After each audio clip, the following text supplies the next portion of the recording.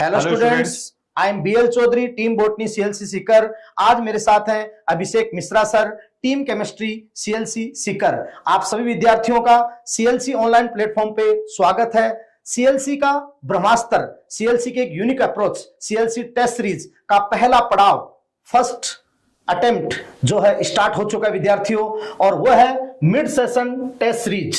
और आप समझ सकते हैं ये तीन जो स्टेप्स होते हैं सीएलसी के, मिड सेशन टेस्ट सीरीज, उसके बाद बायोकेम, उसके बाद दंगल, और इनके माध्यम से सीएलसी हर विद्यार्थी के अप्रोच को, हर विद्यार्थी के डाउट को क्लियर करती है और कॉन्सेप्ट बिल्डअप करती है, ताकि वो फाइनल एग्जाम के अंदर एक बेहतरीन सफलता को अर्जित करे, वो अपने सपनों को नई उड़ान दे सके और उसके दिल में जो जुनून है उसको वो जगा कर और अपनी सफलता को प्राप्त कर सके। CLC mid session test series के द्वारा नीट और जेई, आप समझ सकते हैं कि उत्तरी भारत का एकमात्र कोचिंग जो नीट और जेई में पैरेलल काम करता है और पैरेलल बेस्ट रिजल्ट तैयार करता है। नीट के अंदर, नीट 2025 में मिड सेशन के थ्रू 69 टेस्ट करवाएंगे, 9360 क्वेश्चंस, और 31 जनवरी से पहले बच्चे का 3 बार रिवीजन। इसी प्रकार आईआईटी जेईई 2025 के लिए 57 टेस्ट, 4860 क्वेश्चंस, जेईई मेन जनवरी अटेम्प्ट से पहले 3 बार रिवीजन।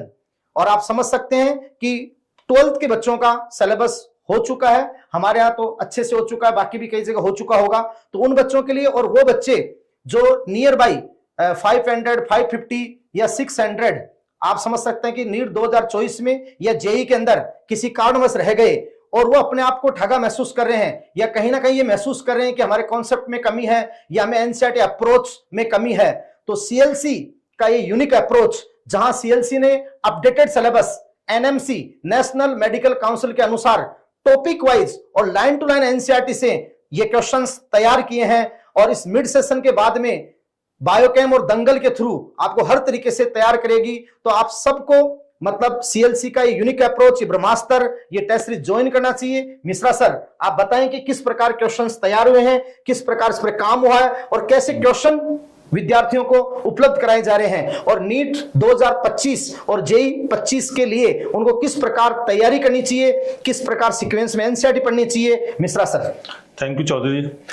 क्वेश्चन तो ये है कि अपने हैंड रिटन क्वेश्चन है और एनसीईआरटी की लाइन टू लाइन है। जैसा कि हम लोगों को थोड़ा सा अंदाजा हो गया है कि 2-3 क्वेश्चन थोड़े से ऊंच चूक आएंगे, मतलब कि थोड़ा सा क्वेश्चन घुमाया जा सकता है, ट्विस्ट किया जा सकता है। इस वजह से हमारे जो टीचर है, जो टीम है, कंप्यूटर की टीम और हमारी टीचिंग टीम, दोनों का सामंजस्य और नए क्वेश्चन को बनाया जा रहा है, जिसको आप तक पहुंचाया जाएगा। हर क्वेश्चन, हर पेपर में आपको 4-5 क्वेश्चन स्टैंडर्ड मिलेंगे।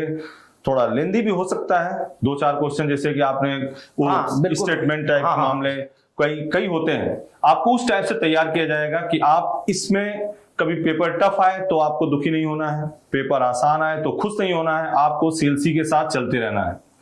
जैसे एक छोटे बच्चे को उसका पिता गोद में उठा के उछालता है लेकिन वो पकड़ लेगा, ऐसे ही आपको तैयार किया जाएगा जो आपके लिए बेस्ट होगा। मतलब पूर्ण विश्वास आपको सीएलसी पे होना चाहिए। बिल्कुल। और भाई क्वेश्चन नियर बाई भी हो सकता है, जैसे कि 2024 में जिस प्रकार कुछ कंट्रोवर्सीज हुई और एनटीए के द्वारा, उसके बाद आप समझ सकते हो 25 में कुछ पेपर का अच्छा लेवल आ सकता है, या हर तरीके से विद्यार्थी को तैयार और स्टेटमेंट ज्यादा है, तो इसका उद्देश्य है कि एनसीईआरटी हर स्टेटमेंट को तैयार किया जाए और आपको हर तरीके से पहुंचाया जाए। और इसका वीडियो सॉल्यूशन जो जिस टीचर ने मतलब जिस पेपर को बनाया है, और आप समझते सीएलसी की फैकल्टीज के द्वारा, जो पूरी टीम के द्वारा इसके वीडियो सॉल्यूशन आपको उपलब्ध कराए जाएंगे, उसमें नियर बाय कॉन्सेप्ट और हर तरीके से आपका एक रिवीजन। भाई कई विद्यार्थी से हताश हो चुके हैं, भी नहीं हमसे अब अटेम्प्ट नहीं हो पाएगा, या फिर हम टाइमली अपने कोचिंग ज्वाइन नहीं करी, तो उनके लिए यूनिक अप्रोच है। मैं कहता हूं कि वो अपने दिल में एक जुनून जगा लें, सीएलसी का दामन थाम लें और टेस्ट सीरीज को ज्वाइन कर लें, तो मिश्रा सर गारंटेड सफलता पर जा सकते हैं। आप देख सकते हैं सीएलसी के आइकॉन एंड सीएलसी नीट 2024 के अंदर 3 बच्चे जहां एम्स में गए, ओजल राव जो रेवाड़ी हरियाणा की है, हरियाणा की गर्ल्स टॉपर भी है, फ्रेशर ये बच्ची हमारी सिलेक्ट हुई, दिल्ली एम्स में 715 मार्क्स इसने लिए थे। इस बार स्वीटी ढाका, और स्वीटी ढाका तो 600 नंबर थे, उसके बाद बॉस के कहने से आप समझ सकते सीएलसी का फिर से दामन पकड़ा, और फिर आप जानते हो दिल्ली एम्स में 715 के साथ, और एक बच्चा आपका सुनील कुमार। इसी प्रकार पैरेलल जेईई के अंदर आईआईटी बॉम्बे में प्रशांत मीना विद 12th, और मतलब ये घनेंद्र जोरासिया जो है वो आप सब विद 12th है, मुकुल यादव तो ये सारे रिजल्ट, और आप सीएलसी के वीडियोज के माध्यम से, हमारा जो वो श्रवण सीएलसी के माध्यम से आप वीडियोस देखते रहते हैं, और सीएलसी के सीईओ साहिल सर, और आप समझ सकते हैं सीईओ समर सर, और इन सब ने, पूरी टीम ने एक बहुत बड़े एनालिसिस के बाद लाइन टू लाइन एनसीईआरटी से क्वेश्चंस को तैयार किया है, एक बेस्ट पेपर तैयार किए हैं, और अपडेटेड सिलेबस के अकॉर्डिंग आपको सिलेबस को तैयार करना है। तो बिल्कुल इन पेपर्स को आप दीजिएगा, इनका वीडियो सॉल्यूशन देखिएगा, और आप सीएलसी के संग हो जाएगा। एक जो सीएलसी का है टेक्नो, यानी सीएलसी के अंदर आप जुड़ सकते हैं। टेक्नो का जो एग्जाम है, प्रतिभा खोज परीक्षा, जिसका मॉडर्न नाम हमारे समर सर ने दिया है talent exploring CLC national olympiad 2025, और उसके लिए आप रजिस्ट्रेशन के लिए अप्लाई कर सकते हैं clctechno.com, और उसके लिए हेल्पलाइन नंबर आपका ये रहेगा।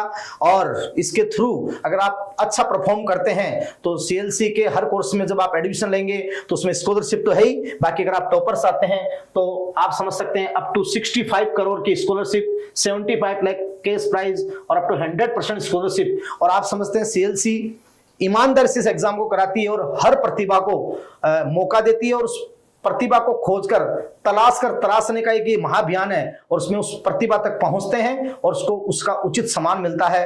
तो ये बहुत ही अच्छा एग्जाम है CLC techno. Hello students, myself Ratesh Jangid, team physics CLC Sikar. आपका पहला मेडिटेशन है ये, इसका सॉल्यूशन अपन करेंगे। बेटा देखिए, ये मेडिटेशन जो है ये आप बड़े अच्छे से दीजिए, क्योंकि इसके अंदर आप ये देखेंगे कि कम से कम 31 जनवरी तक आपका 3 बार इसमें रिवीजन होता है। और सीएलसी के टेस्ट की क्वालिटी आप सबको पता है कि किस बेस के ऊपर किस तरह से बनाए जाते हैं। अब तक आप कभी भी पुराने स्टूडेंट से आप पूछिए, जो भी आपका एवरेज टेस्ट में आ रहा है, नीट में उससे ज़्यादा ही आता है, किसी का कम नहीं आता। इसलिए आप इनको बड़े अच्छे से टेस्ट को दीजिए। अगर आपका कोई क्वेश्चन टेस्ट के अंदर नहीं हो रहा है तो आप उसको दोबारा जाके सॉल्व कीजिए। किसी भी तरह से उसकी प्रॉब्लम जो है वो आप डाउट क्लियर कीजिए, जैसे वीडियो सॉल्यूशन के जरिए हो। फिर भी आपको कुछ लगता है तो आप डाउट काउंटर पे, अगर आप यहाँ के स्टूडेंट हैं, बाहर के हैं, तो वीडियो सॉल्यूशन से आप कीजिए, आपको सॉल्यूशन भी मिल रहा है। आप इनको अच्छे से कीजिए। हम आपको गारंटी देते हैं कि जो नंबर आपके इसमें आएंगे उससे बहुत बेटर आएंगे, क्योंकि बहुत ही एनसीईआरटी बेस है और बहुत रिसर्च के बाद एक तरह से आप कह सकते हो उनको हमने बनाया है। अच्छे क्वेश्चंस हैं, आप कीजिए। तो मैं आशा करता हूं कि सभी का आपका बहुत अच्छा पेपर हुआ होगा। फिर भी अपन सॉल्यूशन इसका स्टार्ट करते हैं from the question first. Okay, in both language, दोनों लैंग्वेज में अपन करेंगे, इनको कोई दिक्कत नहीं। फर्स्ट क्वेश्चन है अपना, for a car moving on A road. सड़क पर कोई कार चल रही है, तो इनमें से कौन से के रेस्पेक्ट में, ठीक है, निम्न में से किसके संबंध में विराम अवस्था में माना जाएगा, मतलब वो रेस्ट में रहेगी। तो डेफिनेटली अपन जानते हैं कि कोई भी रेफरेंस फ्रेम वो होता है जिसके रिस्पेक्ट में अपन किसी बॉडी का मोशन को ऑब्जर्व करते हैं। अगर कोई कार चल रही है, उसी के अंदर कोई पर्सन बैठा है, तो अपने को हमेशा रेस्ट में दिखाई देगा। इसलिए अपन ये कह सकते हैं कार के अंदर ही कोई पर्सन बैठा है, या कार से अटैच जो अपने पास रेफरेंस फ्रेम है, उस रेफरेंस फ्रेम के रेस्पेक्ट में वो क्या होगा, रेस्ट में होगा। तो इसके अकॉर्डिंग ये आ रहा है कि कार के अंदर बैठे व्यक्ति के सापेक्ष जो निर्देश फ्रेम अपना है उसके रेस्पेक्ट में ये क्या होगा, रेस्ट में होगा। ओके, बिल्कुल इजी और अच्छा क्वेश्चन है। नेक्स्ट क्वेश्चन, ये आपको कह रहा है कि आपको वेलोसिटी v दे रखी है। ओके, 1 से 2 सेकंड के बीच में इसके द्वारा जो डिस्टेंस कवर की है वो अपने को साफ दिख रहा है कि इसमें t = 0 पर जो है वो 0 होगा, इसके अलावा कहीं भी 0 नहीं होगा। तो वैसे तो इसमें डिस्प्लेसमेंट और डिस्टेंस दोनों क्या होंगे, सेम। अपने को केवल डिस्टेंस पूछी गई है, तो अपन जानते हैं कि ये यहाँ पर v को लिख सकते हैं dx/dt 2t + 3t²। तो अगर dx की वैल्यू कैलकुलेट करेंगे तो ये आएगा 2t + 3t² dt, और इसको इंटीग्रेट करेंगे फ्रॉम 1 to 2 सेकेंड, और ये 0 से x हो जाएगा। तो ये आएगा आपका x 2, और ये आएगा t²/2 3, ये आपका आएगा t³/3, और 1 से 2 से 2 कैंसिल, 3 से 3 कैंसिल। तो यहाँ पर आप t की वैल्यू 2 पुट करेंगे 4, यहाँ पर 3 पुट करेंगे 8, माइनस t की जगह 1 पुट किया, 1 का स्क्वायर 1, तो ये आपके पास देख लीजिए कितना आ जाएगा, 8 12 - 2, तो ये आ गया आपका 10 मीटर। ओके, तो इसका ऑप्शन हो गया अपना second. Okay, next question, dv/dt दे रखा अपने को, ठीक है। ये अपने को इसका मतलब इसका एक्सीलरेशन दे रखा है, त्वरण दे रखा है। t = 0 पर ये विराम है, इसका मतलब t = 0 पर वेलोसिटी इसकी कितनी है, 0। तो इसकी चाल या वेग जो है वो समय के साथ कैसे बदलेगा, तो सीधा सा अपन इसके सॉल्व करें तो यहाँ पर dv अपॉन इंटीग्रेट करेंगे डेफिनेटली 4 माइनस 2v और ये आ गया dt। इंटीग्रेट करते हैं 0 से t और ये मान लेते हैं 0 इनिशियल वेलोसिटी 0 दे रखी है, लेट आफ्टर सम टाइम या टाइम t के बाद इसकी वेलोसिटी कितनी हो गई v के इक्वल। इसको अपन सॉल्व करेंगे तो इसका अपन जानते हैं कि जो इंटीग्रेशन आएगा वो log में आएगा base of e and this is 4 minus 2v और अपॉन माइनस 2। उसके बाद ये होगा 0 से v और इधर अपने को साफ दिख रहा है t के इक्वल आएगा 0 से t।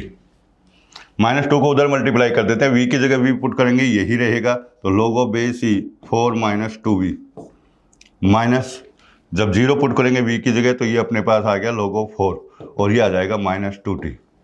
यहाँ पर log m माइनस n का फॉर्मूला लगाएं तो log of base e 4 minus 2v upon 4 और ये आ जाएगा माइनस 2t।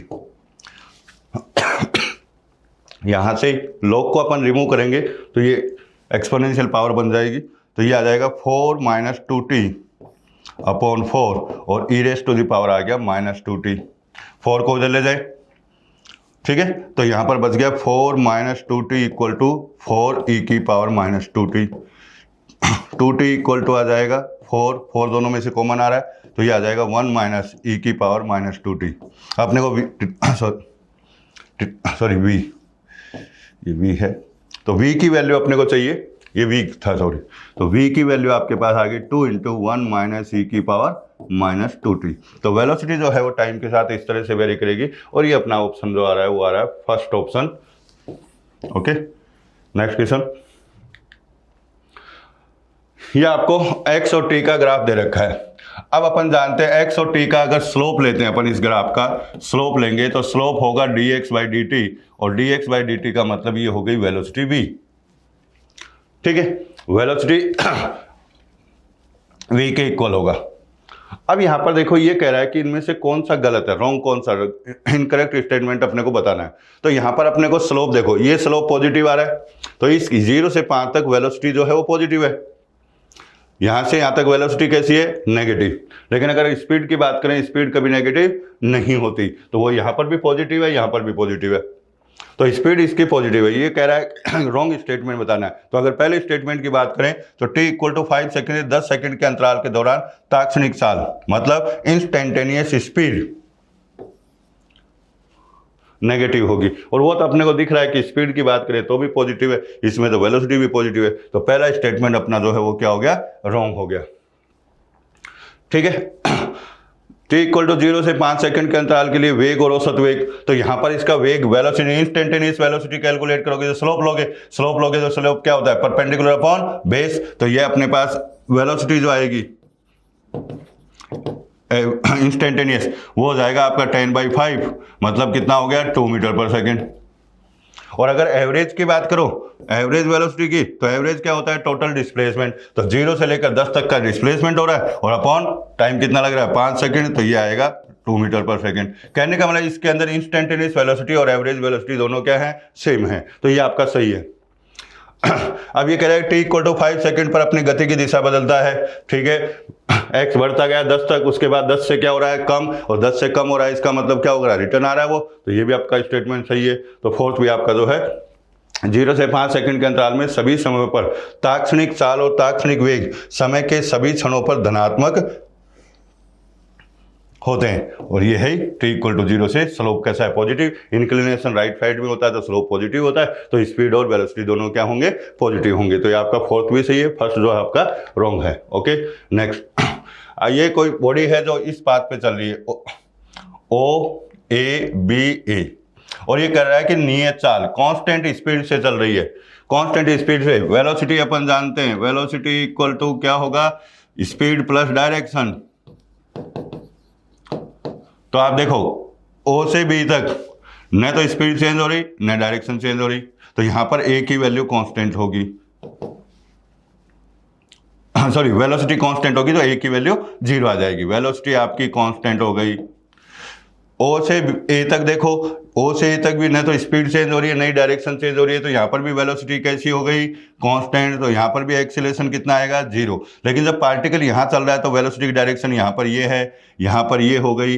वेलोसिटी की डायरेक्शन कंटिन्यूअस क्या हो रही है, चेंज हो रही है। इसका मतलब यहाँ से यहाँ तक, ए से बी तक इसमें कुछ ना कुछ एक्सीलरेशन होगा डेफिनेटली। ओके, तो आप ये देखिए सेकंड ऑप्शन को देखें, पथ ओ ए बी पर वस्तु का त्वरण शून्य है, बिल्कुल सही बात है।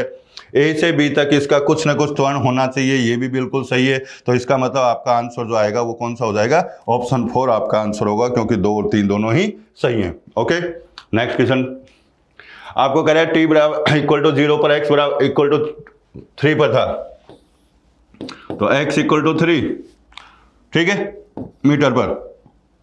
Acceleration T equal to 3 second पर कण का पोजीशन पूछिए, ठीक है। अब यहाँ पर स्थिर अवस्था स्थिर त्वरण के साथ चल रहा है, विराम से चल रहा है, तो अपन सेकंड इक्वेशन को इस तरह से यूज करें, x equal to X naught plus U T plus half A T square. X naught initial position, u initial velocity 0, 1/2 acceleration आपका 4 और ये 3 का स्क्वायर। तो ये तो आपका आ गया 3, ये आ गया 2 और 9 18 और ये आपका आ जाएगा 21 मीटर। तो ये x इक्वल टू 21 मीटर पर होगा। ओके, तो आपका आंसर आ गया 3rd। नेक्स्ट क्वेश्चन, एक कण की वेलोसिटी दे रखी है 15 मीटर पर सेकंड किसी टाइम t पर, किसी टाइम t पर आपको दे रखी है 15 मीटर पर सेकंड। आफ्टर 5 सेकंड, इसके 5 सेकंड बाद t प्लस 5 सेकंड, इसकी वेलोसिटी हो गई 25 मीटर पर सेकंड। तो स्पीड जो है वो चेंज हो गई, तो एक्सीलरेशन हो गया final velocity minus initial velocity upon time. तो यहाँ पर आप देखिए 2 मीटर पर सेकंड स्क्वायर इसका एक्सीलरेशन आ गया। पहली बात तो ये। अब ये कह रहा है कि दिए गए क्षण से 4 सेकंड पहले इसका वेग क्या था, जो आपको टाइम t दे रखा है उससे 4 सेकंड पहले, इसका मतलब t-4 पर। यहाँ पर वेलोसिटी v जो है ये 15 मीटर पर सेकंड, यहाँ पर मान लेते हैं u। तो अपन फर्स्ट इक्वेशन को यूज करें, v equal to U plus A T. यहां से यहां तक अगर अपन देखें तो यहां पर ये अपनी फाइनल वेलोसिटी हो गई 15। इनिशियल वेलोसिटी आपको 4 सेकंड पहले की पूछ रहा है u, प्लस ए की वैल्यू कितनी आ गई आपके पास 2 इंटू यहां से यहां तक का टाइम कितना है 4 सेकंड 4। तो इसको सॉल्व करेंगे तो 8 हो गया, तो u की वैल्यू आ गई प्लस 7 मीटर पर सेकंड। ओके, तो इसका ऑप्शन आपका सेकंड जो है वो करेक्ट ऑप्शन होगा। ओके, नेक्स्ट, कोई बॉडी जो है वो शुरू में विराम में है, मतलब रेस्ट में है, एक नियत त्वरण के साथ गति कर रही है। 10 सेकंड के बाद इसका वेग जो है ये हो गया, तो वापस इसके अंदर अपन एक्सीलरेशन कैलकुलेट करते हैं। फाइनल वेलोसिटी 5, इनिशियल थी 0 अपॉन 10, तो कितना आ गया 1/2 मीटर पर second square. Displacement of body in last 2 second, last के 2 सेकंड में इनिशियल वेलोसिटी इसकी 0 है, तो अपन क्या कहते हैं लास्ट के 2 सेकंड में डिस्प्लेसमेंट, 10 सेकंड में डिस्प्लेसमेंट माइनस 8 सेकंड में, टोटल 8 सेकंड में कितना हुआ, इनिशियल वेलोसिटी 0 है, तो अपन सेकंड इक्वेशन यहां पर यूज करेंगे ut plus half A T square. Initial velocity आपकी 0 है, ए आपका कॉमन ले लेंगे यहां से अपन, तो हाफ ए तो अपना आ गया कॉमन, तो यह आ गया 10 का स्क्वायर माइनस 8 का स्क्वायर, और a की वैल्यू आपकी कितनी दे रखी है 1/2, तो 1/2 इंटू 1/2 ये हो गया 100 माइनस 64, तो ये आ जाएगा 1/4 और इंटू ये आ गया आपका 36। सॉल्व करने पर ये आ गया 9 मीटर पर सेकंड। तो लास्ट के 2 सेकंड में इसका डिस्प्लेसमेंट जो है वो 9 मीटर होगा। ओके, नेक्स्ट क्वेश्चन, एक गेंद को 100 मीटर ऊंची इमारत से 10 मीटर पर सेकंड के वेग से ऊपर फेंका गया, तो यहां पर पहले से ही आप यहां पर बिल्डिंग जो है उसकी हाइट 100 मीटर है, ऊपर की तरफ फेंका गया 10 मीटर पर सेकंड से। ये कह रहा है कि मैक्सिमम हाइट ग्राउंड से क्या होगी, तो 100 मीटर तो आपकी ऑलरेडी है ही, अपने को केवल ये चाहिए मैक्सिमम हाइट पर वेलोसिटी कितनी हो जाएगी 0। ये इनिशियल, थर्ड इक्वेशन यूज करते हैं, फाइनल वेलोसिटी 0, इनिशियल आपकी हो गई 10, इसका स्क्वायर माइनस 2g की वैल्यू 10, h की वैल्यू कैलकुलेट कर लेते हैं, तो यहाँ से h की वैल्यू आपके पास आ गई 100/20, मतलब कितना आ गया 5 मीटर और आ गई। इसका मतलब 100 मीटर ऑलरेडी थी, 5 मीटर ये और ऊपर चली जाएगी, तो टोटल कितना आ गया आपका 105 metre from the ground. Okay, next question, हाँ, अब वापस वही एक्स टी ग्राफ आपको दे रखा है, वी टी ग्राफ चाहिए। तो अगर अपने को v चाहिए तो v अपन जानते हैं किसके इक्वल होगा, dx by D T. dx by D T क्या हो गया, slope of x T curve, x और t का कर्व का स्लोप। अब x और t में जो ग्राफ आ रहा है ये आ रही है हॉरिजॉन्टल लाइन। हॉरिजॉन्टल लाइन का स्लोप अपन जानते हैं कितना होता है, 0। तो यहाँ पर वेलोसिटी की वैल्यू कितनी आएगी, 0 आएगी। तो वेलोसिटी आपकी 0 हो गई। तो 0 वेलोसिटी देख लो आपको कौन से ग्राफ में दिख रही है, साफ साफ दिख रहा है, ये ग्राफ यहाँ पर बना रहा है, यहाँ पर वेलोसिटी कितनी है, 0। तो अपना ऑप्शन जो है यहाँ पर करेक्ट होगा first. Okay, next question. Okay, वही ग्राफ के ऊपर ये एक्स टी ग्राफ अपने को दे रखा है और वही इंस्टेंटेनियस वेलोसिटी पूछ रहा है, तात्कालिक वेग। तात्कालिक वेग वापस वही स्लोप के इक्वल होगा, slope dx by D T, dx by D T, velocity आ गई। ये पूछ रहा है particular t equal to t1 पर, तो यहां पर स्लोप पूछ रहा है तो टेजेंट यहां बनाएंगे। टेजेंट जो आया अपना हॉरिजॉन्टल, और हॉरिजॉन्टल लाइन का स्लोप अभी अपन ने जस्ट पहले वाले क्वेश्चन में देखा कितना, 0। तो यहां पर भी जो वेलोसिटी है वो कितनी आ जाएगी, 0। बिल्कुल इजी क्वेश्चन है। Okay, next question. हाँ, एक कण को ऊपर की ओर फेंका जाता है, तो ये हो गया motion under gravity.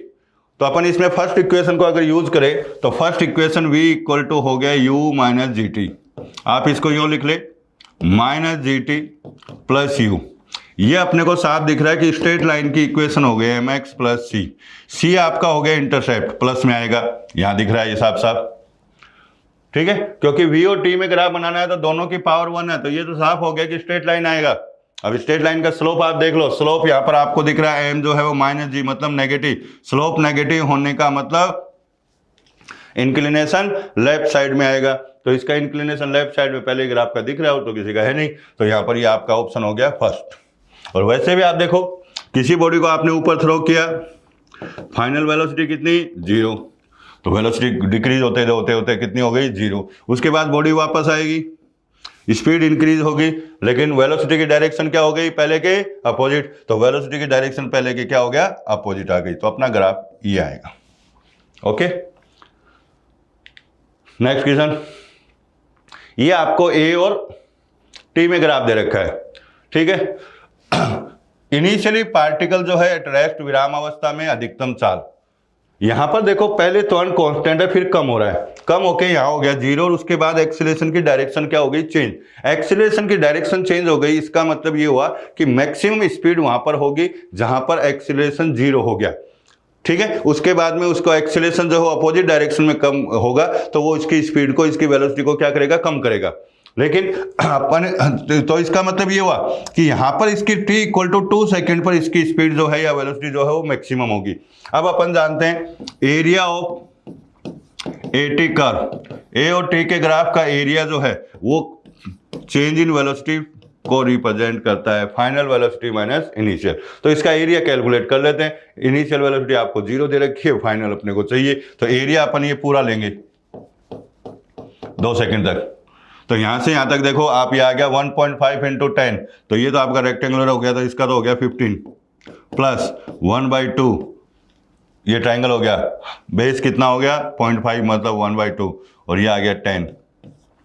We final आपको पूछा है, इनिशियल कितनी 0। इसको सोल्व कर लेते हैं 15, और ये आपका 10/4 मतलब 2.5, तो वी फाइनल, तो फाइनल वेलोसिटी या मैक्सिमम बोल सकते हो, इट इज 17.5 मीटर पर सेकेंड आपकी मैक्सिमम वेलोसिटी आ जाएगी। ओके, तो इसका आपका ऑप्शन आंसर सही आ रहा है आपका फर्स्ट। Okay, next question. अब ये ए और टी का ग्राफ है, आपको वी और टी में पूछ रहा है, तो अगर अपन वी और टी का स्लोप देखें, slope of V T curve, तो वी टी कर्व का slope DV by D T, और डीवी बाई डी टी अपन जानते हैं किसके इक्वल होता है, एक्सीलरेशन। अब आप देखिए यहां पर 0 से 2 सेकेंड तक एक्सीलरेशन पॉजिटिव है और कांस्टेंट है। इसका मतलब ये आपके पास ए अगर कांस्टेंट है तो इसका मतलब यहां पर सीधा सा मतलब हुआ कि आपका स्लोप कांस्टेंट हो गया। तो अब वी और टी में ग्राफ ऐसा आना चाहिए कि स्लोप जो है वो कांस्टेंट भी हो और पॉजिटिव भी हो। कांस्टेंट स्लोप होता है किसका, स्ट्रेट लाइन का, और पॉजिटिव कब आएगा, जब इंक्लिनेशन किधर हो, राइट साइड में। तो यह दिख रहा है। उसके बाद में एक्सीलरेशन नेगेटिव आ गया लेकिन है कांस्टेंट, तो इसका मतलब ग्राफ अगेन स्ट्रेट लाइन होना चाहिए, लेकिन उसका इंक्लिनेशन किधर होना चाहिए, टुवर्ड्स लेफ्ट, क्योंकि यहां पर स्लोप के इक्वल आ रहा है और यहां पर नेगेटिव आ रहा है, तो नेगेटिव यहां से यहां तक ये आ गया। तो डेफिनेटली वी और टी में ग्राफ आपका फर्स्ट आएगा। Okay, next question. अब ये आपका रिलेटिव वेलोसिटी का क्वेश्चन आ गया। रिलेटिव वेलोसिटी आपको बोल रहा है या तो वीबी है या वीएबी। वीएबी का मतलब velocity of A with respect to B, A की वेलोसिटी बी के रेस्पेक्ट में। तो यहां पर ये कह रहा है कि दोनों जीरो हैं। दोनों जीरो होने का मतलब जो है वो आपका ग्राफ जो है वो एक्स और टी में ग्राफ बनाओगे, सॉरी एक्स और टी में अगर अपन ग्राफ बनाते हैं तो वो एक स्ट्रेट लाइन आना चाहिए, कहीं से भी वो हो सकता है, यहां से हो कहीं और से हो। अगर ए की वेलोसिटी ये मानो, बी की वेलोसिटी मतलब पैरेलल ग्राफ मान लो, क्योंकि देखो V A B equal to होगा V A minus B B, और ये कह रहा है कि ये जीरो है आपका, तो जीरो तभी आएगा जब दोनों की वैल्यू क्या हो, सेम। दोनों की वैल्यू सेम, और अब अपने को दिख रहा है वी जो आ रहा है वो एक्स और टी के स्लोप के इक्वल आ रहा है। इसका मतलब दोनों का स्लोप क्या होना चाहिए, सेम। स्लोप सेम है, इसका मतलब दोनों की वेलोसिटी जो आएगी उसका ग्राफ जो है या एक्स और टी का जो ग्राफ आएगा वो बिल्कुल पैरेलल लाइंस आएंगी and with some angle to the time axis. Time axis से किसी न किसी एंगल पर होंगी, मतलब किसी न किसी इंक्लिनेशन पर होंगी। तो सीधा सा समांतर सरल रेखाएं, पैरेलल लाइंस, लेकिन झुकी हुई मतलब इंक्लाइन होंगी किसी न किसी टाइम एक्सिस के साथ, किसी न किसी एंगल पर आएगी। ओके, नेक्स्ट देखो इसको डायरेक्शन से देखें अपन, east west north and south. ये जे कैप होता है, ये आई कैप होता है, माइनस जे और माइनस आई। देखिए एक पर्सन जो है वो नॉर्थ में जा रहा है, वेलोसिटी ऑफ मैन इधर है, ठीक है। दक्षिण की ओर 20 मीटर पर सेकंड से एक कार इसको क्रॉस करती है, कार इसको यूं चल रही है दक्षिण में कार। ये कह रहा है कि कार का वेग बताना है, velocity of car with respect to man, मतलब अपने को कैलकुलेट करना है velocity of car with respect to man. तो यह आएगा वीसी माइनस वीएम। कार की वेलोसिटी किधर है, साउथ में, और ये दे रखे 20, तो इसको लिखेंगे -20 जे कैप, माइनस मैन की किधर है, नॉर्थ में, और ये 10 और ये जे कैप, तो ये कितना आ गया -30 जे कैप। बिल्कुल सिंपल सा क्वेश्चन है, केवल रिलेटिव वेलोसिटी। तो आपका ऑप्शन आ गया इसके अंदर फर्स्ट। Okay, next question. आपको वेलोसिटी और टाइम में ग्राफ दे रखा है, ओके, और अब आप अपने को इसको एक्सीलरेशन वगैरह के बारे में इसमें पूछ रहा है, या जो भी कॉलम फर्स्ट में उनको मैच करना है सेकंड से। देखो कॉलम फर्स्ट कह रहा है कि मोशन इन पॉजिटिव डायरेक्शन। पहली बात तो ये, वापस यहां पर देखो v और t में ग्राफ आ रहा है, तो इसका अगर स्लोप देखेंगे तो dv/dt, और ये अपन जानते हैं एक्सीलरेशन। इंक्लिनेशन राइट साइड में यहां पर a की वैल्यू पॉजिटिव है, यहां पर a की वैल्यू नेगेटिव, ये भी a की वैल्यू नेगेटिव, यहां a की वैल्यू पॉजिटिव। लेकिन यहां वेलोसिटी नेगेटिव डायरेक्शन, यहां से यहां तक वेलोसिटी नेगेटिव डायरेक्शन में, एक्सीलरेशन ये नेगेटिव ये पॉजिटिव, ये पॉजिटिव ये नेगेटिव। अब आपको ये कह रहा है कि motion in positive direction with positive acceleration, v भी पॉजिटिव होना चाहिए, एक्सीलरेशन भी। तो एक्सीलरेशन पॉजिटिव यहां पर है और एक यहां पर है, लेकिन ये वेलोसिटी जो है वो कौन सी डायरेक्शन में है, नेगेटिव में। यहां पर वेलोसिटी भी पॉजिटिव और एक्सीलरेशन भी पॉजिटिव है। इसका मतलब आपका जो फर्स्ट आया ए, उसका ऑप्शन आपका होना चाहिए 0 से 2 सेकंड। तो t इक्वल टू 0 से 2 सेकंड आपको दिख रहा है 4, इसका मतलब ए तो आपका ये हो गया, A4 आएगा, ठीक है। अब आ जाते हैं motion in positive direction till time t and then return back, ठीक है। तो रिटर्न बैक जो आ रहा है वो आप देख लीजिए इसमें कौन से के अंदर आ रहा है। तो आपका 2 से 4 सेकंड तक आप देखो, 2 से 4 सेकंड तक यहां पर एक्सीलरेशन नेगेटिव है, नेगेटिव डायरेक्शन में जो है वेलोसिटी पॉजिटिव है, डिक्रीज हुई, 0 हुई, फिर अपोजिट डायरेक्शन में हो गई। तो यहां पर वेलोसिटी 0 होगी तभी पार्टिकल हमेशा रिटर्न होगा। तो इसका मतलब रिटर्न जो है वो वाला केस ए से लेकर कहां तक आ गया, सी तक, मतलब 2 सेकंड से लेकर 4 सेकंड तक। तो आपका जो 2 से 4 सेकंड, इसका मतलब बी आपका ये हो गया, ठीक है। तो A4 हो गया, B आपका 1 हो गया, A4 B1, ये 2 ऑप्शन है। अब बाकी के आगे और सेलेक्ट करने हैं अपने को। ठीक है। अब आप देखिए motion in negative direction with positive acceleration, साफ दिख रहा है, मैंने अभी बता दिया नेगेटिव डायरेक्शन में है, लेकिन एक्सीलरेशन 4 से 6 तक, कहां तक है आपका पॉजिटिव, तो 4 से 6, इसका मतलब आपका सी ये हो गया, तो C2 हो गया, इसका मतलब A4 B1 C2, तो डेफिनेटली आपका ऑप्शन कौन सा होगा, आंसर 4 होगा। Okay, next question. हाँ, किसी वस्तु की एक भी में गति में पथ की लंबाई विस्थापन के परिमाण के बराबर होती है यदि गति की दिशा है, बिल्कुल सही है। अगर अपने 1D मोशन है, ए से बी तक बॉडी जा रही है, रिटर्न नहीं होती, तो डिस्प्लेसमेंट और डिस्टेंस सेम होगी। अगर वो रिटर्न हो गई तो दोनों क्या होंगे, डिफरेंट। ठीक है, तो इसका मतलब ये तो आपका सही है, ये आपका स्टेटमेंट करेक्ट है। बी को और देखते हैं, आर को और देखते हैं, रीजन को। सरल रेखीय गति में वस्तु की दिशा निश्चित रूप से 2 बार बदलती है, तो कोई जरूरी नहीं, बदल भी सकती है, नहीं भी बदल सकती है, 1 बार भी बदल सकती है, 2 बार भी, वो तो डिपेंड करेगा मौसम किस टाइप का है। तो ये आपका कोई अपना रीजन जो है वो आपका गलत है, तो ए तो आपका सही है लेकिन बी आपका गलत है, इसका मतलब आर आपका गलत है, तो ये आपका ऑप्शन या आंसर अपना 2 होगा। ओके, नेक्स्ट क्वेश्चन सिंपल सा है। इनिशियल और फाइनल पोजीशन दे रखी है, आपको ये कह रहा है कि डिस्प्लेसमेंट नेगेटिव कब होगा, तो डिस्प्लेसमेंट आपके पास आर इक्वल टू आएगा फाइनल माइनस इनिशियल।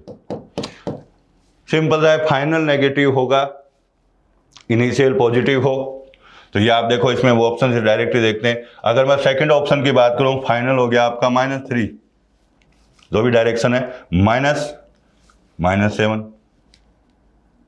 ठीक है, तो ये आपका आ गया -10, तो डेफिनेटली नेगेटिव सेकंड में आ रहा है, तो आपका आंसर आ जाएगा सेकंड। सिंपल क्वेश्चन है, कोई जरूरत नहीं। ठीक है, 2 सेकंड के अंदर वेग यहां से यहां तक हो जाता है, तो इसका एवरेज एक्सीलरेशन बताना है। एवरेज एक्सीलरेशन क्या होगा, change in velocity v final minus v initial by time.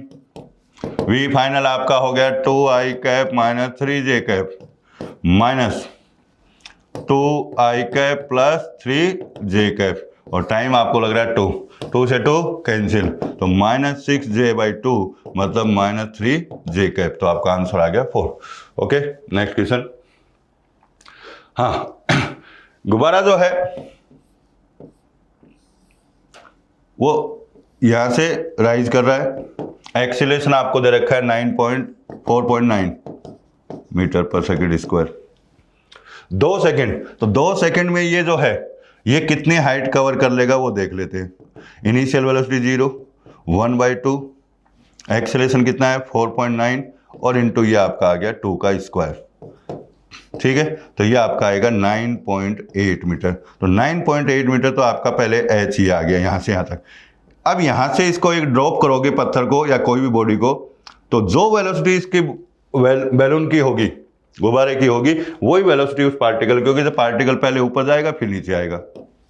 तो अब यहां पर ये देख लेते हैं कि इसकी वेलोसिटी कितनी हो गई, तो 2 सेकंड के बाद वेलोसिटी देखें तो v = u + 80, इसको v मान लो। इनिशियल वेलोसिटी कितनी 0, एक्सीलरेशन 4.9 और इनटू 2, तो ये हो गया 9.8 मीटर पर सेकेंड। अब कितनी हाइट कवर की मान लेते हैं, उसके बाद में हाइट कवर की इसने h डैश, ठीक है, या अपन थर्ड इक्वेशन कर लो, थर्ड इक्वेशन या v²/2g से कर लो, ये आएगा, तो v²/2g, थर्ड इक्वेशन लगाएंगे तो ये आएगा। आपकी यहां पर वेलोसिटी आ गई 9.8 और 2 × 9.8, इसको सॉल्व करेंगे तो आएगा 4.9 मीटर।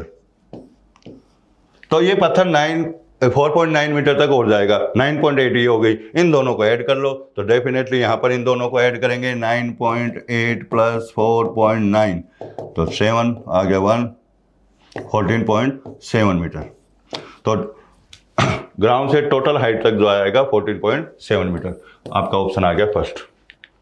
नेक्स्ट क्वेश्चन, एक्सीलरेशन जो है वो बीटी के अकॉर्डिंग जो है वो वेरी कर रहा है टाइम के साथ, तो यहां पर एक्सीलरेशन को लिख देते हैं dv/dt, bt इंटीग्रेट करेंगे तो dv, b कांस्टेंट है, t dt, 0 से t, इनिशियल वेलोसिटी आपको v0 दे रखी है, तो v0 से v, अब इसको सॉल्व करेंगे तो dv का इंटीग्रेशन हो गया v, तो v - v0 आएगा लिमिट लिखने के बाद, ये हो गया t²/2, लिमिट लिखोगे तो वही t²/2 आएगा। अब आपके पास v की वैल्यू आ गई, v को क्या लिख सकते हो dx/dt, वी नॉट को इधर ले जाओ, बी टी स्क्वायर बाई 2। अब आपको x चाहिए, डी एक्स, 0 से x वापस इंटीग्रेट करेंगे, integration V naught plus B T square by 2 और 0 से t। ठीक है, dx का इंटीग्रेशन हो गया x, dt यहां मल्टीप्लाई करेंगे तो वी नॉट आपका कांस्टेंट है, तो ये आ गया वी नॉट टी, लिमिट रखोगे तो t आएगा क्योंकि 0 से t तक है। इसके बाद टी स्क्वायर का करोगे, टी स्क्वायर का क्या होगा, टी क्यू बाई 3, 2 ऑलरेडी है, तो ये आपका आ जाएगा कितना, बी टी क्यू बाई 6। तो x की वैल्यू या डिस्प्लेसमेंट आपका ये होगा, तो आपका ऑप्शन आ गया फर्स्ट। नेक्स्ट क्वेश्चन,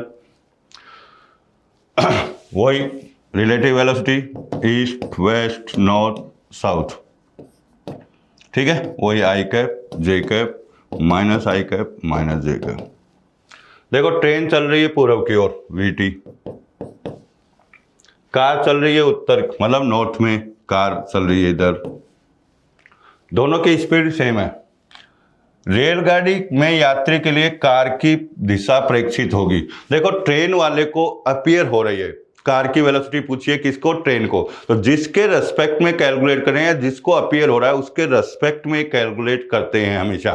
तो यहां पर अपन कैलकुलेट करेंगे कि ये बोल रहा है कि ट्रेन के जो पैसेंजर है उसको कार की जो है वो दिशा क्या प्रतीत होगी, इसका मतलब अपन वेलोसिटी ऑफ कार कैलकुलेट करेंगे विद रेस्पेक्ट टू ट्रेन। तो यह आ गया V C minus V T, दोनों की स्पीड सेम है। v कार किधर चल रही है, J cap minus train I cap, तो v आ गया आपका, तो माइनस का आई कैप प्लस का जे कैप, तो minus I cap plus J cap मतलब minus I cap plus J cap. इसका मतलब ये आपका जो वी सी टी है वो इस डायरेक्शन में आएगा, ये डायरेक्शन आपके हो गई नॉर्थ वेस्ट मतलब पश्चिम उत्तर। ओके, नेक्स्ट ये कह रहा है इनमें से कौन सा ग्राफ पॉसिबल नहीं है। पहले की बात करें, देखो डिस्टेंस इंक्रीज हुई फिर डिक्रीज हुई, डिस्टेंस कभी भी डिक्रीज नहीं होती, डिस्प्लेसमेंट डिक्रीज हो सकता है, डिस्टेंस कभी डिक्रीज नहीं होती, पहला पॉसिबल नहीं है। सेकंड भी पॉसिबल नहीं है, पहले टाइम जो है इधर जा रहा है तो टाइम इंक्रीज हो रहा है, उसके बाद टाइम क्या हो रहा है, डिक्रीज, टाइम कभी डिक्रीज नहीं होता। या दूसरे तरीके से समझो, इस टाइम के ऊपर आपको पोजीशन पूछी जाए तो एक ही टाइम पर दो पोजीशन आ गई, इस टाइम पर एक पोजीशन ये हो गई एक ही हो गई, एक ही टाइम पर दो पोजीशन दो वेलोसिटी कभी नहीं हो सकती, तो आपका ये ग्राफ भी पॉसिबल नहीं है। सेम यही कंडीशन है, एक ही टाइम के ऊपर दो वेलोसिटी पॉसिबल नहीं है, यहां पर एक वेलोसिटी ये हो गई एक वेलोसिटी ये हो गई, या टाइम कभी नेगेटिव नहीं होता, तो ये पॉसिबल। यहां पर भी आप देख लो, ये ग्राफ नीचे जा रहा है, यहां पर आपको दे रखा है स्पीड चाल कभी नेगेटिव नहीं होती, तो ये ग्राफ भी आपका पॉसिबल नहीं है। इसका मतलब कोई भी ग्राफ इन चारों में से पॉसिबल नहीं है, तो आपका आंसर आ जाएगा 4। Okay, next question. हाँ सिंपल है बिल्कुल, dv बाई dt जानते हैं, rate of change of velocity मतलब क्या हो गया, एक्सीलरेशन का मतलब इसमें तो आ गया फास्ट। ये आप जानते हैं v का मैग्नीट्यूड क्या हो गया, स्पीड, तो इसका मतलब ये जो है स्पीड में चेंज की रेट है, rate of change of speed, चाल में परिवर्तन की दर, तो ये आपका आ गया 4। dr अपॉन dt अपन जानते हैं वेलोसिटी, ये आपका आ गया सेकंड, बाकी बच गया कौन सा, थर्ड। ये वेलोसिटी होती है उसका मैग्नीट्यूड, तो आप देख लीजिए first fourth second and third, तो आपका ऑप्शन आ रहा है कौन सा, second. Okay, next. Metro station पर पहुंचते और पाते हैं कि स्वचालित सीढ़ियां काम नहीं कर रही हैं। देखो ये मान लो एस्केलेटर है, ठीक है, लेंथ मान लेते हैं L, ये यहाँ पर V1 वेलोसिटी से चल रही है कि ये काम नहीं कर रहा, तो इसका मतलब खुद चल कर जा रही है, तो यहाँ पर इसके जो टाइम लगा T1 वो आ जाएगा L अपॉन V1, तो V1 की वैल्यू आपकी आ गई L upon T1। Second case के अंदर ये है कि एस्केलेटर चल रहा है, मान लो वेलोसिटी V2 से चल रहा है और पर्सन जो है वो इस पे खड़ा है, तो ये इस पे एस्केलेटर इसको ऊपर ले जाएगा, डिस्टेंस वही कवर करनी है। अब कह रहा है टाइम लग रहा है T2, तो वही L अपॉन V2, तो V2 की वैल्यू आपकी आ गई L अपॉन T2। अब ये कह रहा है कि चलते हुए एस्केलेटर पर ऊपर कितने टाइम में, ये एस्केलेटर V2 से चल रहा था, पर्सन इस पर चल रहा था पहले v1 से, ये लेंथ है l। अब जो रिलेटिव वेलोसिटी आएगी मैन की विद रिस्पेक्ट टू ग्राउंड, वो आएगी आपकी v1 प्लस v2, ठीक है। तो यहां पर टाइम t अगर माने तो यह आ गया total distance upon velocity v1 plus v2। तो v1 प्लस v2 की वैल्यू आपकी आ गई l अपॉन t। v1 और v2 की ये जो वैल्यूज हैं ये अपन यहां पुट करते हैं, तो यहां पर आ गया l upon t1 plus l upon t2 l upon t। Solve कर लेते हैं, l कैंसिल हो जाएगा, सॉल्व करोगे तो आप ये आएगा t equal to t1 into t2 upon t1 plus t2। ये आपका आंसर होगा। तो ये आपका ऑप्शन दिख रहा है कौन सा, थर्ड।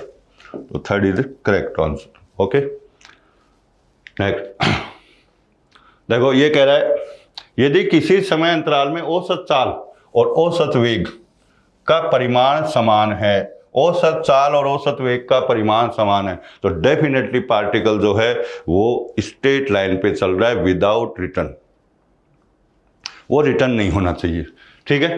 तो अगर करंट जो पार्टिकल है वो यूं चल के स्ट्रेट लाइन पे चल के वापस आ गया, तो स्पीड और जो औसत कह सकते हैं औसत चाल और औसत वेग, एवरेज स्पीड और एवरेज वेलोसिटी सेम नहीं होंगे, तो रिटर्न नहीं होना चाहिए किसी भी केस में, ठीक है। तो ये कह रहा है कि कण को शून्य त्वरण के साथ चलना चाहिए, कोई जरूरी नहीं, त्वरण हो भी सकता है, नहीं भी, ठीक है। तो ये दोनों तो एक्सीलरेशन के बारे में कण को स्थिर होना चाहिए, नहीं, कण को बिना मुड़े एक सीधी रेखा में चलना चाहिए, तो ही ये दोनों क्या हैं वो इक्वल हो सकते हैं, अदरवाइज किसी केस में इक्वल नहीं होंगे। ओके नेक्स्ट क्वेश्चन, ये सिंपल रहा है। ये कह रहा है कण का वेग शून्य होने पर त्वरण, तो जब इसकी वेलोसिटी जीरो, तो पहले वेलोसिटी कैलकुलेट करें, उसको जीरो करें। वेलोसिटी v अपन जानते हैं कितना होता है dx बाई dt, इसको अपने को जीरो करना है, तो ये आपके पास आ गया -60 स्क्वायर प्लस 60 और इक्वल टू 0। 60 आपका कॉमन आ गया, -t प्लस 1 इक्वल टू 0, तो एक तो t इक्वल टू 0 आ गया और t equal to 1 second. Initial के बाद में 1 सेकेंड के बाद में वेलोसिटी कितनी हो जाएगी, 0। इस टाइम आपको एक्सीलरेशन पूछ रहा है, ये अपन जानते हैं क्या होता है dv बाई dt। एक बार और कर लेते हैं, तो ये हो जाएगा माइनस का 12t और प्लस का 6। अब t इक्वल टू 1 सेकेंड पे पूछा है, तो सिंपल सा है -12t आएगा, सॉरी 12t प्लस 6, तो 12 इंटू 1 प्लस 6, तो ये आ गया -6 मीटर पर second square. Option third is correct. Okay next, यदि किसी समय अंतराल में सीधी रेखा पर गतिमान कण का औसत वेग शून्य है, एवरेज वेलोसिटी 0 है, तो इसका मतलब क्या हुआ, पार्टिकल वापस आया। पार्टिकल वापस तभी आएगा जब कहीं कहीं वो रुके, मतलब उसकी वेलोसिटी कितनी हो जाए, 0। तो डेफिनेटली इसका डिस्प्लेसमेंट 0 होना चाहिए, और डिस्प्लेसमेंट 0 है तो पार्टिकल रिटर्न होगा, वेलोसिटी कहीं ना कहीं 0 होगी ही होगी, तो ही पार्टिकल रिटर्न होता है, अदरवाइज नहीं होगा। तो त्वरण शून्य होना चाहिए, एक्सीलरेशन 0 कोई जरूरी नहीं होता। किसी क्षण पर कण का किसी क्षण वेग किसी क्षण पर शून्य होना चाहिए, ये ठीक है आपका, तो ही ये क्या होगा, रिटर्न होगा। ओके हाँ, v equal to alpha root X के साथ बदल रहा है। कौन सा ग्राफ समय t के साथ उसके त्वरण को रिप्रेजेंट कर रहा है। अब यहां पर देखो v जो आ रहा है आपका वो x का फंक्शन है, तो एक्सीलरेशन का ये फॉर्मूला काम में लेते हैं, v into D V by D X. V की वैल्यू आपकी alpha root X D by D X, और ये आ गया एल्फा रूट एक्स, तो आपका ये alpha root X into alpha common root X का इंटीग्रेशन 2 रूट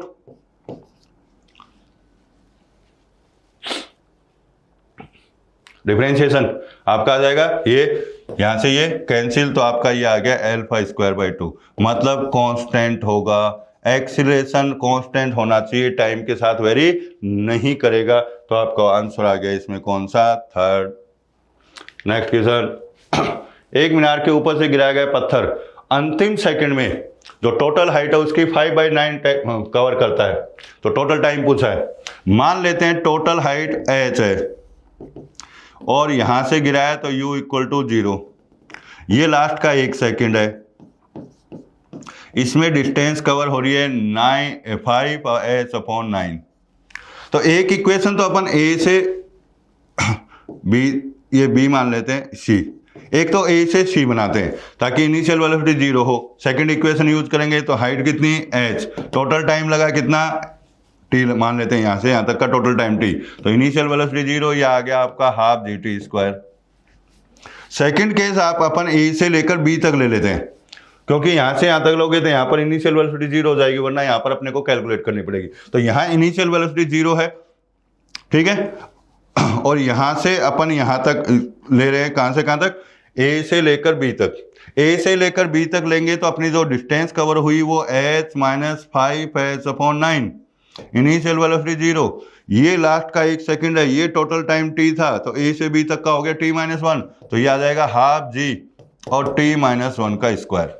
इसको अपने को सॉल्व करना है, तो आप देखिए यहां पर बच जाएगा ये 4h/9 equal to half g t-1 का होल स्क्वायर। ये आपका इक्वेशन फर्स्ट आ गया, ये आपका इक्वेशन सेकंड आ गया, ठीक है। डिवाइड कर दो 1/2, 1/2 करोगे तो देखो ये आएगा 9 सॉरी ये कितना बता 4h, सॉरी ये तो यहाँ तो 5 है, तो ये आ गया 4h/9, तो 1/2 करोगे तो ये आएगा 9/4, हाफ ये कैंसिल हो गया, हाफ जी टी और t-1 का होल स्क्वायर। इसको सॉल्व करना है तो ये आ गया 3/2, रूट कर देते हैं t/t-1, तो 3t-3 इक्वल टू 2t, तो t की वैल्यू आपकी आ गई कितनी 3 सेकेंड। ओके, तो t equal to 3 second, second option आपका करेक्ट है। Okay, next question. हाँ, ये कह रहा है कि कौन सा मंदन रिटार्डेशन को रिप्रेजेंट करता है, डी एक्सेलेरेशन को रिप्रेजेंट करता है। अब ये ग्राफ आपका है x और t में, x और t का अगर स्लोप लोगे तो स्लोप होता है dx/dt, ये अपन जानते हैं वेलोसिटी, ठीक है। अब इसका मतलब यहां पर डी एक्सेलेरेशन हो रहा है, इसका मतलब v की वैल्यू कम हो रही है, v की वैल्यू कम हो रही है, इसका मतलब स्लोप जो है वो डिक्रीज हो रहा है। यहां पर इस ग्राफ का स्लोप कंटिन्यूअस इंक्रीज होगा, क्योंकि टेंजेंट आप यहां बनाएंगे, एंगल कंटिन्यूअस इंक्रीज हो रहा है, ये कंटिन्यूअस इंक्रीज हो रहा है। इस ग्राफ में आप देखते हो एंगल यहां पर आया, ये टेंजेंट बनाया तो एंगल ये आया हॉरिजॉन्टल से, यहां पर बनाओगे एंगल ये आया। कंटिन्यूअस एंगल की वैल्यू, टेंजेंट का जो एंगल है फ्रॉम हॉरिजॉन्टल एक्सिस वो कंटिन्यूअस डिक्रीज हो रहा है, इसका मतलब इसका स्लोप डिक्रीज हो रहा है, स्लोप डिक्रीज हो रहा है, वेलोसिटी डिक्रीज हो रही है, वेलोसिटी डिक्रीज होने का मतलब यहां पर पार्टिकल क्या हो रहा है, डी एक्सेलरेट हो रहा है, ठीक है। तो आपका ऑप्शन सेकंड इसमें करेक्ट होगा। नेक्स्ट, एक कण इस प्रकार गति कर रहा है कि उसकी स्थिति के लिए t इक्वल टू 0 पर ये, 2 सेकंड पर ये, 5 पर ये। अब आपको ये पूछ रहा है 0 से 5 तक औसत वेग, एवरेज वेलोसिटी। तो अपने को एवरेज वेलोसिटी में केवल फाइनल और इनिशियल से मतलब होता है, कहां से आया, कौन से पोजीशन पे गया, पहले बीच में कहां गया, उससे कोई मतलब नहीं। तो एवरेज वेलोसिटी आपकी जो आएगी वो एवरेज वेलोसिटी होगी आपकी r final minus r initial by time, ठीक है। तो फाइनल आपकी देखिए क्या आ गई 13, 14, तो 13 i cap plus 14 j cap minus ये t इक्वल टू 0 पर 2 i cap plus 3 j cap, और अपॉन टोटल टाइम कितना लग गया 0 से 5, तो 5 हो गया। आप देखिए यहाँ पर ये बच गया 11 i कैप, 14 माइनस 3 ये भी 11 बच गया, j कैप अपॉन 5, 11 आपका कॉमन आ गया, 11/5, तो ये आ गया i cap plus j cap, ये आपका आंसर होगा, ठीक है। तो एवरेज के अंदर अपने को इनिशियल और फाइनल पोजीशन से ही मतलब होता है, बाकी कौन सी पोजीशन पे बीच में कहां गया उससे कोई मतलब नहीं है। Okay, next question. हाँ, ए और a माइनस बी के बीच में एंगल, ये आपका a है, माइनस बी इधर है, तो डेफिनेटली अपना a माइनस बी वाला वेक्टर ये है। अब देखिए अगर ये वेक्टर a, ये वेक्टर b, इनके बीच में एंगल थीटा और इनका रिजल्टेंट ये है c बोलते हैं, ये अल्फा मान ले, तो अपन जानते हैं, या इस b को अगर मैं यहां डिस्प्लेस करूं तो b अपना एक्चुअल में ये है, और एंगल थीटा ये टोटल है। तो tan अल्फा अपन सब जानते हैं, tan अल्फा इक्वल टू होता है क्या, b sine theta upon a plus b कोसो थीटा, ठीक है। अब देखो ये आपका वेक्टर a है और ये b। अगर आप अपने को ये पूछा जाए ए और बी के बीच में एंगल कितना है, तो देखो टेल से टेल मिलाएंगे या हेड से हेड, तब आता है। ये आपके पास यहाँ पर इसका हेड है और इसका टेल बी का, इसको अगर मैं आगे की तरफ इंक्रीज कर दूं तो ए अपना ये हो गया। अब बी का माइनस बी का और ए का टेल से टेल मिल गया, तो ये एंगल अपने को चाहिए और डेफिनेटली साफ दिख रहा है ये 120 आएगा। ये एंगल 60 होगा, ये पूरा 180, 120। तो कहने वाला ए और माइनस बी के बीच में अपना जो एंगल आ रहा है वो आपका 120 डिग्री आ रहा है। मतलब अपने जो थीटा की वैल्यू है वो 120 डिग्री आ रही है। यहां पर इनके जो है ए और बी, इनके मैग्नीट्यूड ही लिखने अपने को। ओके, तो अब रिजल्टेंट सी किसी एक से अल्फा एंगल बना रहा है, यहां पर रिजल्टेंट ए से कितना एंगल बना रहा है, बीटा। तो अपने को tan बीटा की वैल्यू कैलकुलेट करनी है, तो tan बीटा इक्वल टू अपना क्या है b, मैग्नीट्यूड लेना है इसका sin 120 upon a plus b और cos 120। ओके, वैल्यू पुट देखते हैं, ये आ गया b sin 120 की value √3/2 upon a plus b, ये आएगा cos 120 की वैल्यू -1/2। सॉल्व कर लेते हैं, 2 से 2 कैंसिल हो जाएगा, एलसीएम लेंगे तो ठीक है। तो आपके पास ये बच गया √3b अपॉन 2a - b। ये आपका tan बीटा आ गया। तो बीटा की value tan inverse √3b upon 2a - b के इक्वल, और ये आपको ऑप्शन दिख रहा है कौन सा, थर्ड। ओके, तो आपका आंसर होगा थर्ड। ओके, नेक्स्ट इनमें से सही बताना है। पहले की बात करें, पहले में v, तो यहां से tan थीटा देखोगे तो क्या होगा, परपेंडिकुलर अपॉन बेस, मतलब tan थीटा इक्वल टू यहां पर आएगा vy/vx, जबकि अपने को क्या दे रखा है, vx अपॉन vy, ये गलत हो गया। r equal to x I cap, only I cap है, इसका मतलब 1D मोशन हो गया। जबकि यहाँ पर क्या बोल रहा है, प्लेन के अंदर मोशन, समतल में मोशन, तो ये भी आपका क्या हो गया, गलत। अगर मैं यहाँ पर इसको यूं मानूं, ये वेक्टर इधर, ये इधर और ये इधर, तो यहाँ पर अगर वेक्टर सम यूज करें तो देखिए आपके पास क्या आएगा, R1 प्लस AB, इन दोनों का सम किसके इक्वल आएगा, R2 के। तो यहाँ से अगर अपन AB की वैल्यू देखें तो किसके इक्वल आ रहा है, R2 माइनस R1 के। तो आप देख लीजिए, और वही आपको दे रखा है, इसका मतलब अपना ऑप्शन थर्ड जो है वो करेक्ट है। ओके, एक गेंद को टावर के शीर्ष से क्षैतिज दिशा में, तो किसी टावर से हॉरिजॉन्टली इसको थ्रो किया किसी वेलोसिटी v0 से, तो इसका मोशन प्रोजेक्टाइल होगा। हॉरिजॉन्टल वेलोसिटी कभी चेंज नहीं होगी, ठीक है। कितने टाइम के बाद, क्षैतिज से हॉरिजॉन्टल से, मान लो कुछ टाइम के बाद इसकी वेलोसिटी v हो गई, ये कह रहा है ये 60 डिग्री होनी चाहिए, ठीक है। अब हॉरिजॉन्टल में तो ये वर्टिकल डायरेक्शन में वेलोसिटी को v डैश मान लें या vy लिख लो। तो अपन अगर t टाइम लगा इसको यहां से यहां तक, तो vy डायरेक्शन में अपन फर्स्ट इक्वेशन यूज करते हैं, इनिशियल वेलोसिटी 0, y डायरेक्शन में g हो गया, टाइम लगा t, ठीक है। तो ये vy। अब अपन अगर यहां से, ये कह रहा है tan 60 लें, tan हो गया परपेंडिकुलर अपॉन बेस, तो tan 60 equal to vy upon vx, ये हो गया √3। vy की वैल्यू आपकी gt आ गई, ये आपकी कांस्टेंट है ही, इसको vy मान लेते हैं डैश की जगह। ओके, तो आपने वो टाइम पूछा था, सीधा सा दिख रहा है, सिंपल सा क्वेश्चन है, √3 v0 अपॉन g के इक्वल। तो आप ऑप्शन देखिए कौन सा रहा आपका, सेकेंड। ओके, v की वैल्यू ये आ गई आपके पास, ठीक है।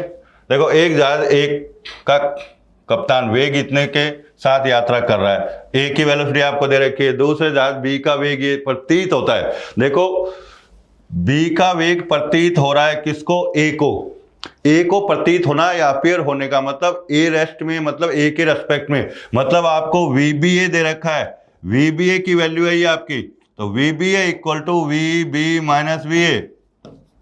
अपने को पूछ रहा है बी का रिलेटिव एक्चुअल वेलोसिटी, एक्चुअल का मतलब विद रिस्पेक्ट टू ग्राउंड, इसका मतलब आपको वी बी कैलकुलेट करना है। तो वी बी की वैल्यू किसकी इक्वल आएगी, V B A plus V A. V B आपको दे रखा है 5 I cap plus 12 J cap minus V A की वेलोसिटी आपकी इधर रखिए 3 I cap minus 4 J cap. तो यहां से आ जाएगा 8 आई कैप और प्लस का 8 जे कैप। ठीक है, हमेशा ध्यान रखो जिसको अपीयर हो रहा है उसके रेस्पेक्ट में कैलकुलेट करनी होती है रिलेटिव वेलोसिटी, मतलब उसको रेस्ट में रखना है। रेस्ट का मतलब रिलेटिव वेलोसिटी। ओके, हाँ, एक लड़का अपने हाथ में एक लंबी खोखली नली को लेकर समतल सड़क पर v वेग से दौड़ रहा है। पानी का वेग जो है वो पानी जो है नीचे की ओर आ रहा है लंबवत। देखो वेलोसिटी ऑफ वाटर ये नीचे की तरफ है u, मैन चल रहा है इधर v से। अब अगर अपन इनकी दोनों की रिलेटिव वेलोसिटी की बात करें, ठीक है, तो दोनों की रिलेटिव मतलब एक तरह से velocity of rain, velocity of man या वाटर। तो velocity of rain with respect to man जिस डायरेक्शन में होगी, अपने को अम्ब्रेला उसी डायरेक्शन में रखना पड़ता है। यहां पर अम्ब्रेला की जगह जो है वो ट्यूब मान लो, ट्यूब के अंदर वाटर आकर गिर जाएगा। तो V R M equal to होगा V R minus V M, मतलब इन दोनों का रिजल्टेंट जिस डायरेक्शन में आएगा। तो वी आर मतलब रेन वेलोसिटी मतलब यू तो आपका डाउनवर्ड है, ये यू आपका डाउनवर्ड है, माइनस वी एम आपका इधर आ जाएगा। ठीक है, इसको आप चाहे नीचे ट्रांसफर कर सकते हो वी आर। तो इन दोनों का रिजल्टेंट अगर अपन लेंगे इसका और ये आपको u दे रखा है, वापस यहां पर आते हैं, ये आपको v दे रखा है, इन दोनों का रिजल्टेंट इस डायरेक्शन में आएगा। तो इस डायरेक्शन में अगर अपन ये हॉरिजॉन्टल माने तो वर्टिकल से एंगल पूछा है थीटा, मतलब ये आपको एंगल पूछा है थीटा। ठीक है, या सीधा सा इसमें कर लो कि इनका दोनों का रिजल्टेंट इधर मान लो, ज्यादा कुछ करना ही नहीं है। लो ये एंगल कितना आ गया, थीटा। ठीक है, आपको टेन थीटा पूछा है तो टेन होता है परपेंडिकुलर अपॉन बेस, तो v अपॉन यू। तो आपका थीटा की वैल्यू आ जाएगी tan inverse v by you. इससे करना चाहो तो इससे कर सकते हो, तो यहां पर भी वही। ठीक है, थीटा आपका आ गया, थीटा लोगे आप, एंगल के सामने क्या परपेंडिकुलर ये हो गया बेस, तो टेन थीटा इक्वल टू क्या आएगा v अपॉन यू। इससे भी कैलकुलेट कर सकते हो रेन वाले से। ठीक है, तो आपका ऑप्शन आ जाएगा first. Next question, 2D motion आपका। ठीक है, तात्क्षणिक चाल v0 एक धनात्मक स्थिरांक है। तो 2D के अंदर तात्क्षणिक इंस्टेंटेनियस वेलोसिटी एक पॉजिटिव जो है वो है कांस्टेंट है, आवश्यक रूप से सही होगा। कण का त्वरण शून्य है, कोई जरूरी नहीं, आवश्यक रूप से पूछा है, नियत है, हो भी सकता है, नहीं भी अपन नहीं कर सकते।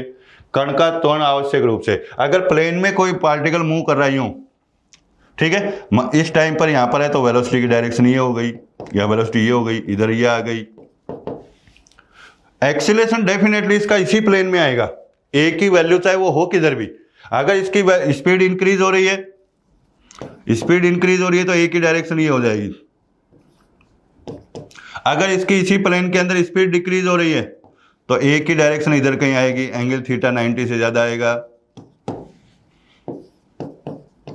और अगर स्पीड कांस्टेंट है तो v और a हमेशा एक दूसरे के क्या होंगे, परपेंडिकुलर होंगे। तो अब ये होगा इसी प्लेन में, हो किस एंगल पे वो डिपेंड करेगा, जो है वो स्पीड इंक्रीज हो रही है या डिक्रीज। तो आपका ऑप्शन आ जाएगा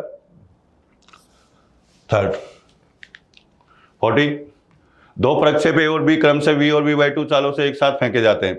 b को क्षैतिज से 45 डिग्री पर, a का प्रक्षेपण कोण पूछा है जबकि उनके परास समान है। तो परास a और b की इक्वल, रेंज अपन जानते हैं u स्क्वायर, तो a का स्पीड जो है वो v है, तो v sine 2 theta upon v square sine 2 theta equal to v by 2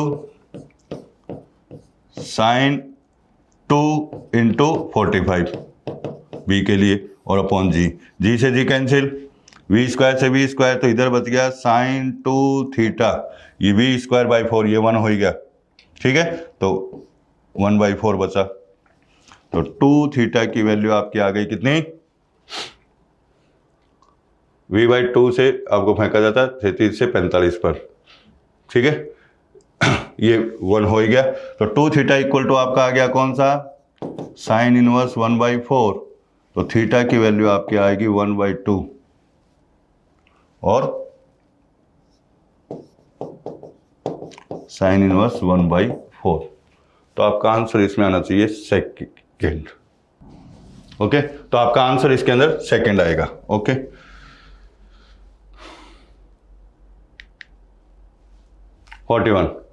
आपको इक्वेशन ये दे रखा है, इसका वेग पूछा है, प्रक्षेपण वेग। तो देखो यहां से अपन इक्वेशन जानते हैं, y equal to tan theta into X और 1 माइनस एक्स बाई आर। तो यहां से अगर मैं √3x को कॉमन लेता हूं तो यह आपके पास आएगा 1 माइनस gx अपॉन 2√3। तो देखिए थीटा की, टेन थीटा की वैल्यू तो आपके पास आ गई कितनी, √3। तो थीटा की वैल्यू तो आपके आ गई 60 डिग्री। उसके बाद बचा ये 1/r हो गया, मतलब r की वैल्यू आप अगर लिखोगे 1/r तो r की वैल्यू आपके पास आ गई 2√3/g। r की वैल्यू अपन जानते हैं क्या होता है, u square sine 2 theta 60 upon G, और यह आ गया 2√3/g। ठीक है, अब यहां पर देखिए आप, g से g तो हो गया cancel, u square sine 120, sine 120 की वैल्यू जो 60 की होती है √3/2, और यहाँ पर आपके पास है 2√3, √3 से √3 कैंसिल, 4 यहाँ चला जाएगा, u स्क्वायर इक्वल टू 4। तो u की वैल्यू कितनी आ गई, 2 मीटर पर सेकेंड। ओके, तो आपका ऑप्शन आ गया सेकेंड। एक गेंद पी को ऊर्ध्वाधर रूप से गिराया जाता है, एक को गिराया, इनिशियल वेलोसिटी 0, समान ऊंचाई से समान समय पर उसी क्षैतिज रूप से फेंका गया, इधर u से, इसकी भी अगर इधर u से फेंका कि ठीक है क्षैतिज में, तो वर्टिकल डायरेक्शन में इसकी भी इनिशियल वेलोसिटी 0 ही है, इसको v से फेंका तो इधर u इक्वल टू 0 ही है।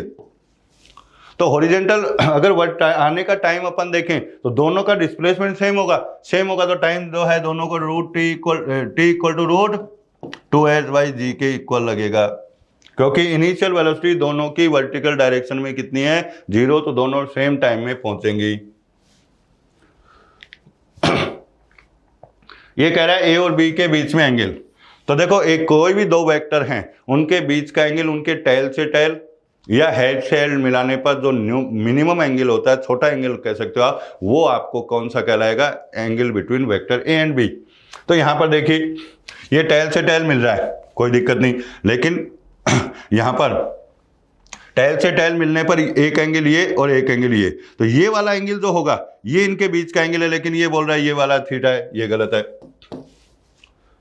इसमें भी वही कंडीशन आ गई, यहां पर एंगल थीटा दे रखा है, लेकिन यहां पर एक का टेल और एक का क्या मिल रहा है, हेड, तो ये थीटा भी नहीं हो सकता। यहां पर आप इन दोनों के हेड मिल रहे हैं, टेल मिलते तो भी ठीक था, तो हेड से हेड मिल रहे तो इनके बीच का छोटा एंगल ये, क्योंकि बड़ा एंगल तो ये होगा, ये नहीं होगा।